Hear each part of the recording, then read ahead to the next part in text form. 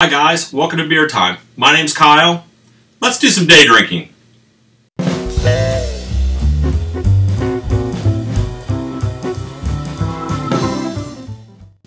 I've got a canned offering for us today. It's from Four Hands Brewing Company out of St. Louis. It's one I've been holding on to and thought I'd give it a try. It's a beautiful kind of russet red, kind of maroon and gold can. And it's got these just crazy hops leaves exploding on it. And this is from Four Hands Brewing Company. It's called Reprise Centennial Red Ale. It's running at 6.5%. I thought I'd just put this into a tasting glass here and just get my nose into it and just kind of see what this thing was giving us.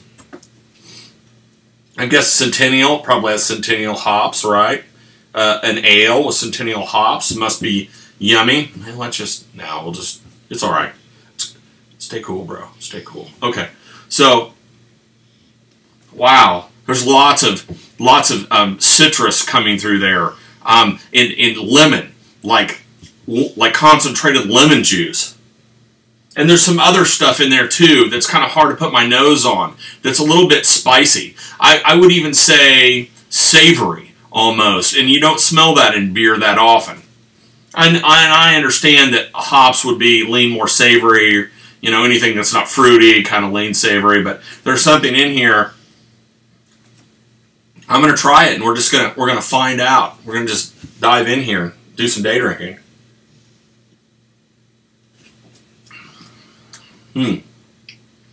Very smooth. It's smooth drinking. It's definitely not like, it doesn't feel like a pale ale or something like that. It's definitely an ale that just has the addition of some hops in there that adds some brightness to it. And it does add some brightness to it. But there's some other stuff in here too. And I'll see if I can't nail it down. Get it figured out for you.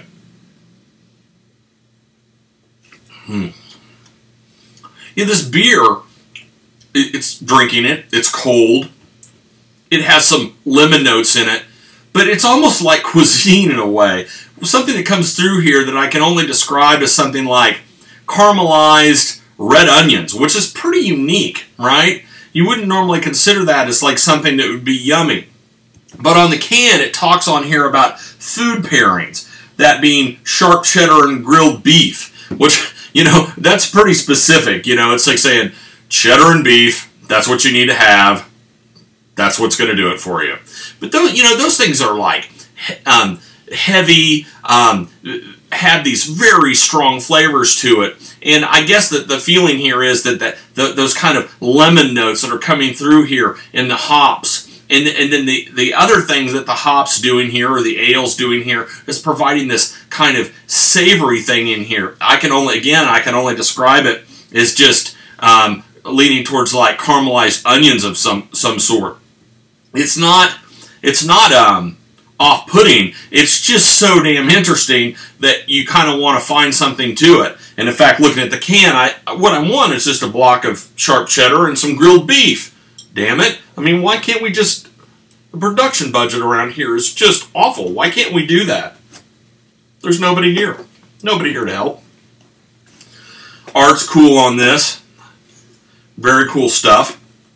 The beer is interesting. So what would I do with this beer? Day drinking with it? Sure. I actually think, having drank this, I wish I hadn't poured it all out, because I kind of want to drink it from the can now. All gone. Oh man. And that's a little different too. Look, this is an interesting beer, and I think it's got the ingredients to make a really good beer if you kind of pair this up. I want to put this with pub food. I want to put this straight up with a steak. I think spicy dips and things like that. I think cheese, like, and I do think like sharp cheddar, but like English cheddars and things like that would just be fantastic with this. It wants to play, right? It wants to play with that. This is an interesting beer, and the taste on it's not exactly what you get with the nose. It's just got all this bright thing going on with it. And then you drink it, and it's just kind of screaming for food. So in that, is this good for day drinking by itself?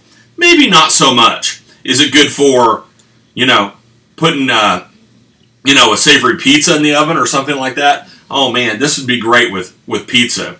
And I think the better the ingredients are on it, the better that this thing's going to shine. And, that could be great. I would love to go into a great restaurant and have this on tap with some better quality food. This thing would really go. On the flip side, cracking out and just drinking these from the can out on the deck with hot dogs, I'm not so sure about that. It's almost like it's a very sophisticated kind of product that I think taste-wise has a little bit of a niche, and for that maybe I would ding it. But as you can tell by the way that I'm talking about it, I also think that there's a lot of brilliance in this. Like somebody put it together, it's like, that's an incredibly interesting beer, and not in a way that's like, well, that's interesting, isn't it? That's like something my dad would say. Oh, that's pretty interesting, isn't it? But he's really tossing it under the bus, like, womp womp. But that's not what this is.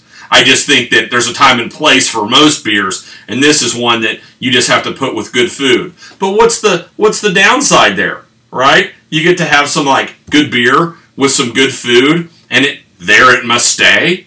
But that's okay. That's awesome. Anyway, hey, if you guys are around St. Louis, you could pick up this Four Hands Reprise Centennial Red Ale. Give it a try. I would definitely, for you guys that are out doing some day drinking and trying some different stuff or following along, get a 6-pack out and break it out for the guys and just see what you guys think about it. I think it's really interesting, and put some snacks out. Cheddar cheese, put some beef out too. That's all you have to do. You also need to do some day drinking. Have a great day. And I'll catch you later. I got to drink this down. It's pretty good and interesting. Gonna go get something to go with it, though. See you guys. Bye-bye.